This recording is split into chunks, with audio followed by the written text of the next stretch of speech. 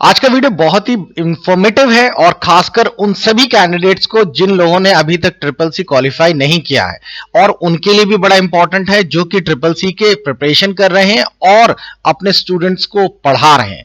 आप में से बहुत सारे लोग ऑनलाइन मटेरियल या ऑनलाइन जगह से मटेरियल लेते हैं, बुक्स पढ़ते हैं और ट्रिपल सी ईसीसी जैसे ऑनलाइन एग्जामिनेशन की प्रिपरेशन करते हैं।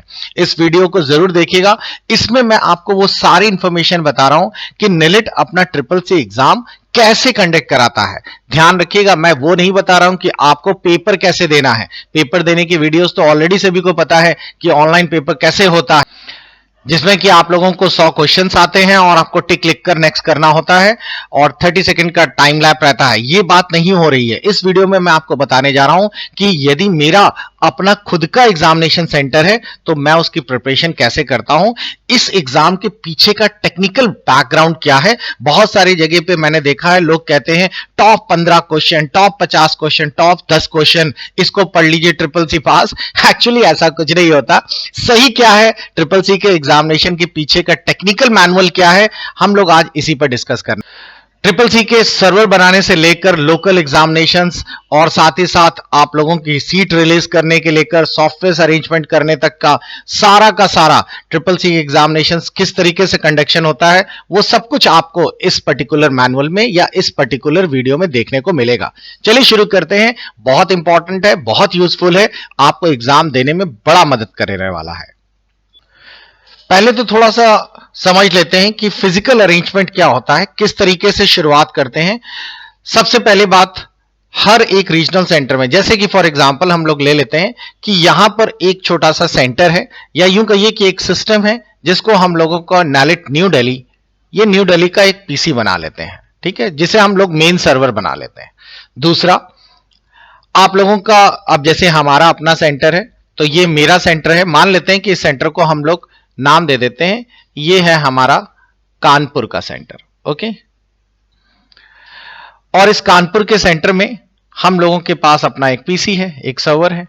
दूसरी चीज, इस कानपुर सेंटर में भी हमारे पास कई सारे कंप्यूटर्स लगे हुए हैं। तो सबसे पहले जो हमारा एक कंप्यूटर लगा हुआ है, इसी के अंतर्गत अगर आप देखें मेरी लैब में मान के चलते हैं कि 40 कंप्यूटर लगे हुए हैं। ये 40 के 40 कंप्यूटर हमारे एक राउटर से जुड़े हुए हैं इस तरीके से, ठीक। ये हमारे घर या हमारे ऑफिस का या यूं कहिए हमारे इंस्टीट्यूट का सर्वर है। ये नेलिट का सर्वर है। अब किस तरीके से कनेक्टिविटी होती है, नेलिट कुछ रिक्वायरमेंट, कुछ सॉफ्टवेयर प्रोवाइड करता है। इस सॉफ्टवेयर के थ्रू हमारा जो सर्वर है, यानी कि कानपुर में जो हमारे इंस्टीट्यूट का सर्वर है, वो इसका क्लाइंट बन जाता है। नेलिट आपको या हमारे पर्टिकुलर, मैं इसको नाम लेते हुए ना सीधा सीधा new Delhi server, Kanpur server, इस तरीके से कैटेगराइज करूंगा तो आपको भी समझने में आसानी होगी। तो न्यू दिल्ली का जो सर्वर है, ये पर्टिकुलर एक आईपी प्रोवाइड करता है यहां से। जैसे फॉर एग्जांपल हम लोगों को एक आईपी मिल गई, ठीक है, इस तरीके से आईपी मतलब इंटरनेट प्रोटोकॉल, एक आईडी मिल गई हमें। उस आईडी को नेलिट, हमें उसी पर्टिकुलर आईडी से ही हमें लॉग इन करना पड़ेगा, क्योंकि वो उसको एज ए लैन के रूप में कंसीडर करेगा। वो अगर आईपी चेंज हो गई, हमारी स्टैटिक आईपी नहीं रहेगी, तो हम न्यू दिल्ली के सर्वर से कनेक्ट ही नहीं कर पाएंगे।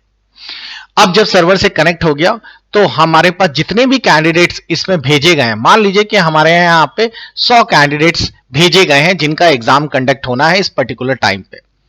वही 100 कैंडिडेट्स की एक एक सिस्टम पर उनकी आईडी मैप कर दी जाती है।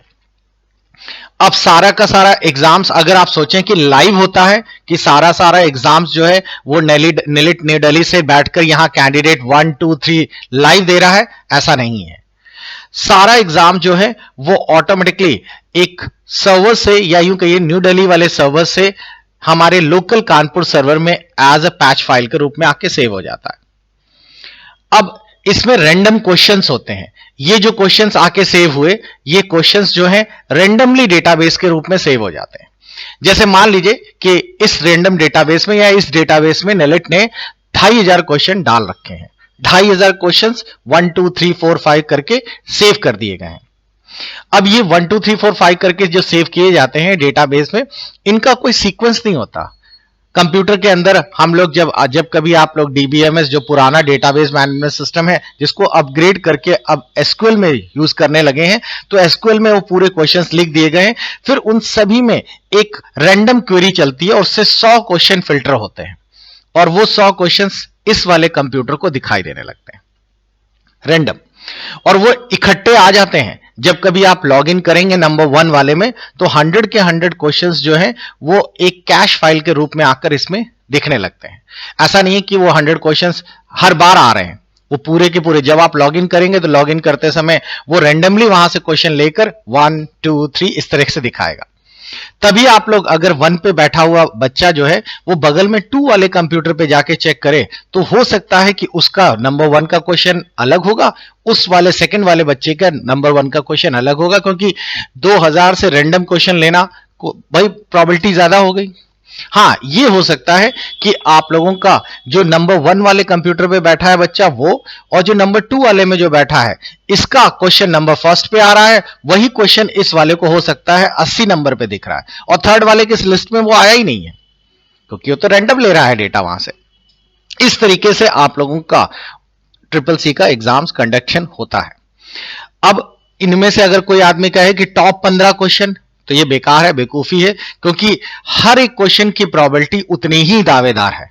अगर 2500 क्वेश्चन है तो ऐसा कोई टॉप हो ही नहीं सकता, वो सभी टॉप 20 में से गिने जाएंगे, टॉप 50 में से गिने जाएंगे, क्योंकि रैंडम क्यूरीज जब सर्च होती है तो उसमें से कोई भी 2000 क्वेश्चन में से 100 क्वेश्चन रैंडमली आ जाते हैं। इस तरीके से एग्जाम कंडक्शन होता है। अब नंबर 1 वाला जो कैंडिडेट है जब अपना क्वेश्चन लॉक करता है तो वो जाकर सेव हो जाता है, लेकिन वो निलिट के सर्वर में नहीं जाता, वो ये लोकल जो कानपुर सर्वर है यहीं पे सेव होती रहती है फाइल, एक XML फाइल जनरेट होती है, फिर यहां बैठा हुआ कैंडिडेट उसको निलिट को सेंड करता है। इसमें हमें एब्सेंट भी लगानी पड़ती है, बहुत सारी चीजें हैं, तो मैं आपको एक जो सिस्टमैटिकली बताने जा रहा हूं ध्यान से देखिएगा, ताकि आप लोगों को कभी भी गलत निर्देश ना मिले, कभी भी ये ना पता चले कि हाँ हमें ये ऊपर के 10 पढ़ लीजिए तो यही सारे सही हो जाएंगे। क्वेश्चन में जो ट्रू फॉल्स है वो भी ऊपर नीचे होते रहते हैं। इसका मतलब समझिए क्या मैं बोल रहा हूं, क्योंकि जो क्वेश्चंस आप लोग देखेंगे, जैसे कि फॉर एग्जांपल आपके स्क्रीन पर एक क्वेश्चन आया, कोई भी ले लेते हैं, क्वेश्चन ले लेते हैं, शॉर्ट की ऑफ अंडू, ठीक। अब यहां पर 1 2 3 4 4 ऑप्शंस आ गए, कंट्रोल प्लस समथिंग समथिंग, मान लो कंट्रोल ए आ गया, इसमें आ गया कंट्रोल बी आ गया, इस तरह करके। अब अगर आप लोग सोचें कि अगला वाला जो बंदा होगा, अगर ये क्वेश्चन आया है तो 1 2 3 4 उसमें भी 4 ऑप्शन इसी क्रम में आएंगे, नहीं, ऐसा नहीं हो सकता, क्योंकि ये ऑप्शंस को भी हम लोग ऊपर नीचे करते रहते हैं। ऐसे हो सकता है हाँ कि ये वाला क्वेश्चन में ऊपर 1 हो जाए, नीचे वाले में 2 हो जाए, यानी कि आपके जो ऑप्शंस हैं ये भी ऊपर नीचे शिफ्ट होते रहते हैं। तभी आप देखेंगे ट्रू फॉल्स वाले में कभी कभार ऊपर ट्रू और नीचे फॉल्स, और अगले ही पल अगला वाला में देखेंगे ऊपर फॉल्स नीचे ट्रू हो गया। तो ये रैंडमली ऐसा होता रहता है, क्योंकि प्रोग्रामिंग ही इस तरीके से की गई है कि क्वेश्चंस भी रैंडम उठाएं, ऑप्शंस भी उसके चारों में से ऊपर नीचे रैंडमली होते रहे। तो ये एग्जाम कंडक्शन ऐसे होता है।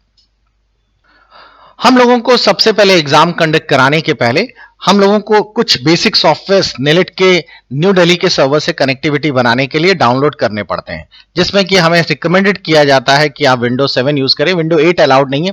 तभी आप लोग देखें कि जिस भी जगह एग्जामिनेशन देने जाएंगे वहां या तो विंडो 7 मिलेगा और या तो विंडो 10 मिलेगा। विंडो 10 कम ही है, विंडो 7 ज्यादा रहता है, क्योंकि उसके लिए फिर आपको मशीन अपग्रेड करनी पड़ेगी। और इंटरनेट एक्सप्लोरर में ही पेपर होगा, क्योंकि ये उनको बोला गया है, आप क्रोम में पेपर देखेंगे नहीं होगा, इंटरनेट एक्सप्लोरर 11 में ही बोला गया है। एक सिल्वरलाइट माइक्रोसॉफ्ट का सॉफ्टवेयर और .NET ये डाउनलोड करना पड़ता है। अब जब ये पूरा हो जाता है इसके बाद, और साफ साफ इसमें लिख दिया गया है कि आप एन कंप्यूटिंग या थिन क्लाइंट में ना यूज करें, क्योंकि इसमें सबसे बड़ा ड्रॉबैक ये होता है कि जितने भी, अगर मेरे मान लीजिए इंस्टीट्यूट में 40 बच्चे हैं या 100 बच्चे हैं, तो 100 कंप्यूटर्स में सबकी अलग अलग IP होनी चाहिए। इसीलिए एन कंप्यूटिंग और थिन क्लाइंट में ऐसा नहीं होता। इसके अंतर्गत जब हम नेटवर्किंग करते हैं तो एक कंप्यूटर और उसी के अंतर्गत अगर 10 लगा दिए गए तो 10 की एक IP हो जाती है, तो इसीलिए ये अलाउड नहीं है। दूसरी चीज, हाँ, ये जो मैं स्टैंडर्ड्स फॉर्म बता रहा हूं ये लगभग 90% सभी ऑनलाइन एग्जामिनेशन में ऐसे ही बताया जा रहा है। आप लोग प्रॉक्सी नेटवर्क नहीं यूज कर सकते, डायरेक्ट नेटवर्क बनाने का ही कंपलसरी है। और उसके बाद एक वेबसाइट है, जैसे ही आप लोकल क्लाइंट बन जाएंगे pariksha.nilit.gov.in, उसमें आप लोगों को CS पैनल में लॉग इन करके अपना अपना आगे का सर्वर कंटिन्यू करना होता है। अब देखिए इसमें दिया गया है सर्वर कैसे बनते हैं। सर्वर बनाने के लिए मैंने जैसा बताया, आपको आईपी अपनी सेट करिए, आईपी जो आपको दी जाएगी या अलॉट की जाएगी, क्योंकि जब तक आप आईपी नहीं सेट करेंगे अपने कंप्यूटर की, तब तक वो आप लोगों का ये वेबसाइटें खुलेगी नहीं। अगर आप सोचें कि अभी आप लोग इंटरनेट से खोल लें तो ये कनेक्ट नहीं होगी, क्योंकि आप लोग जानते होंगे कि कंप्यूटर में नीचे जो लैन दिखाई दे रहा है, यहां से जाकर आप अपने कंप्यूटर का आईपी एड्रेस चेंज कर सकते हैं। इसमें पूरा बताया जाता है कि आपको कैसे चेंज करना है। देखिए इन्होंने करके दिखाया है ये आईपी वगैरह, तो ये सिंपल है, आईपी हम लोग चेंज कर लेते हैं जो हमें निलेट ने अलॉट की है।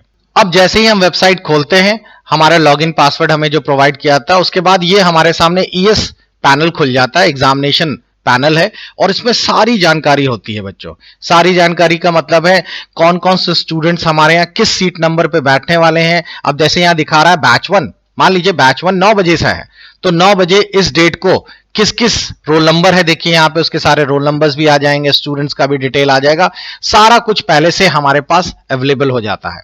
आगे जब हमारा सर्वर बन जाता है, तब हम लोग अपने क्लाइंट मशीन का सेटअप करते हैं, क्लाइंट्स जहां बच्चे बैठकर एग्जाम देने वाले हैं। क्लाइंट्स मशीन के लिए भी दिया गया है कि हर एक क्लाइंट मशीन की आईपी सेट करिए, सभी की अलग अलग आईपी। ये लोकल आईपी हम लोग खुद ही डिजाइन कर लेते हैं, ये सॉफ्टवेयर दिया गया है। और एक सेफ ब्राउजर सेटिंग्स भी हमें सेव करनी पड़ती है, जिसमें कि निलेट के द्वारा ऑथराइज सर्टिफिकेशन है। जैसे कि आप लोग ब्राउजर सर्टिफिकेट रहता है, वैसे ही इसमें भी आपको सर्टिफिकेशन इंस्टॉल करना पड़ता है। और उसके बाद एक सॉफ्टवेयर देते हैं जिसे क्लाइंट एग्जाम्स के लिए हम लोग लेते हैं, वो डाउनलोड करना पड़ता है। इसमें साफ साफ दिया गया है क्लाइंट मशीन के आईपी एड्रेस इससे से इसके बीच में रखें। तो ये हम लोगों के यहाँ अगर मान लीजिए 100 मशीन लगी हैं, तो सभी के हम लोग ये सभी में अलग अलग जाकर ये करना पड़ता है। वैसे अब तो काम आसान हो गया है, क्योंकि अब तो बहुत सारे हम लोग क्लोनिंग सॉफ्टवेयर यूज करने लगे हैं।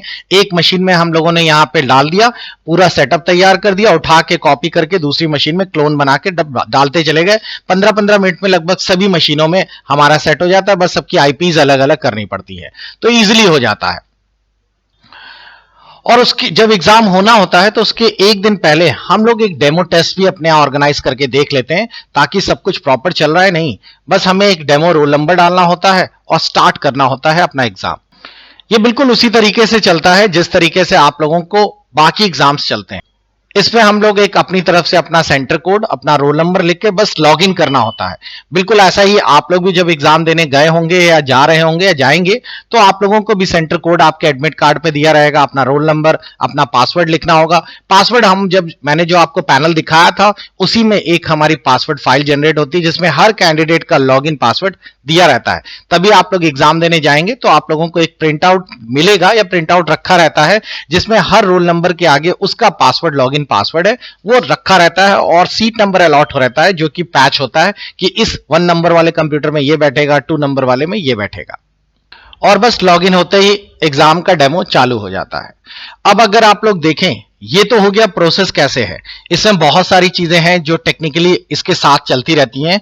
जैसे फॉर एग्जांपल हम लोगों ने सीट नंबर 1 पे एक कैंडिडेट यश को रख दिया है, वो अपना एग्जाम दे रहा है। यश का अचानक कंप्यूटर खराब हो गया, अब वो आगे का एग्जाम कैसे देगा। उसने 40 क्वेश्चन पूरे कर लिए, अगर उसको दूसरे कंप्यूटर में बैठाया जाए तो क्या वो नंबर 1 से शुरू करेगा? ऐसा करेगा तो उसका लॉस हो जाएगा, टाइम भी खत्म हो जाएगा। नहीं, ऐसा नहीं होता। हम लोग बैठे बैठे सर्वर में एग्जाम पैनल के अंदर जाकर अपने स्टूडेंट्स, जो भी स्टूडेंट्स है, उसको ब्लॉक या रीसेट भी कर सकते हैं। तो याद रखिएगा, कभी भी आप लोग एग्जाम देने जाएं और अगर आप लोगों का सिस्टम किसी कारण से आधे ही रास्ते में अटक जाए, तो आप तुरंत वहां पर जो इन्वेस्टिगेटर है उसको बुलाएं।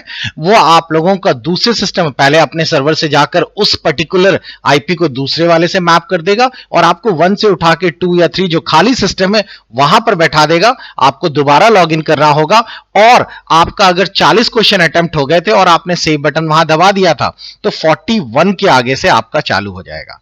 तो इसीलिए, क्योंकि ये जो डेटा है ये अभी निलिट दिल्ली तक पहुंचा ही नहीं है, ये तो लोकल सर्वर में ही एक्सएमएल के रूप में सेव होता चला जा रहा है। हाँ, जब सभी बच्चों के एग्जाम्स हो जाते हैं तो उस फाइल को हमें निलिट को सेंड करना होता है। एक प्रॉब्लम और आती है, और वो प्रॉब्लम होती है आप लोगों में कुछ जगह पर ये बोला जाता है कि जब आप रिजल्ट निकालने जाएंगे तो रिजल्ट में लिखकर आ जाएगा कि आप एब्सेंट हैं, और बच्चे मुझसे कंप्लेन करते हैं या नेलेट को कंप्लेन करते हैं कि सर हम तो वहां पे गए थे, हमने तो एग्जाम भी दिया था, फिर भी हमें एब्सेंट क्यों लिख कर आ गया। उसका कारण यह है कि जब कभी एग्जाम्स कंडक्शन पूरा हो जाता है, हमें अपने इस डैशबोर्ड में जाकर जो भी बच्चा एब्सेंट है उसकी एब्सेंट मार्क करनी होती है। तो रेयर केस में, वैसे तो बहुत ध्यान से किया जाता है, रेयर केस में अगर अटेंडेंस नहीं लगाई तो वो कैंडिडेट एब्सेंट कंसीडर कर दिया जाता है। और इसीलिए इस चीज का ध्यान रखिएगा कि आप लोगों का इन केस कभी एब्सेंट ना हो, या एब्सेंट अगर दिखा रहा है तो जहां आपने एग्जाम दिया है जाकर वहां से बोलिए कि हमें अटेंडेंस शीट दिखाए, ताकि ये उनकी गलती कंसीडर की जा सके। और आखिरी में, अंत में, हमें डेटा सेंटर का सारा जो डेटा है हर बैच या डे के एंड में हमें नेलेट को अपलोड करना होता है, जिससे कि आप लोगों ने जितने भी एग्जाम्स दिए, देखिए ये है एक्सएमएल फाइल, वो जितने भी एक्सएमएल फाइल्स में हैं वो सारे के सारे एक्सएमएल फाइल्स नेलेट को अपलोड कर दी जाती है। नेलेट ने ये पैनल इतना एडवांस बना रखा है, नेलेट ने ये पैनल इतना जबरदस्त बनाया हुआ है कि यहां तक कि किस किस बच्चे ने कितने समय से एग्जाम दिया, कितने क्वेश्चन अटेम्प्ट किए, सब कुछ आ जाता है। और इसमें सारी पॉसिबिलिटी है, आप लोग देख पा रहे होंगे, सीट अलॉटमेंट लेना, बच्चे का पासवर्ड रीजनरेट करना, आपका डेटा अपलोड करना, और साथ ही साथ बैच वाइज डिटेल स्टूडेंट्स का लेना, अगर उसकी मान लीजिए सीटिंग चेंज करनी है, सब कुछ दिया रहता है पैनल में। तो ये एक छोटी सी और एक बेहतरीन इंफॉर्मेशन थी, ताकि आप लोगों को ये क्लियर हो जाए कि एग्जामिनेशन कैसे नेलेट कराता है। अब अगर आपको कभी भी किसी को ये पढ़ाते या सुनते हुए मिल जाए कि आपके ये टॉप 10-20 क्वेश्चन हैं और इन्हीं से आप लोगों का ये जरूर आएंगे, कोई इस तरह के अल्फाज यूज करे, तो आप समझ जाना कि उसको ये पता ही नहीं है कि ऑनलाइन पेपर्स या ऑनलाइन एग्जाम कैसे होते हैं, किस लैंग्वेज या किस प्रिंसिपल पर बिहाफ पर काम करता है। तो ये वीडियो बड़ा इंफॉर्मेटिव है, आप लोगों के लिए बड़ा हेल्पफुल है। आई होप आप लोगों को ये सारी जानकारी अच्छी लगी होगी। Good bye, take care.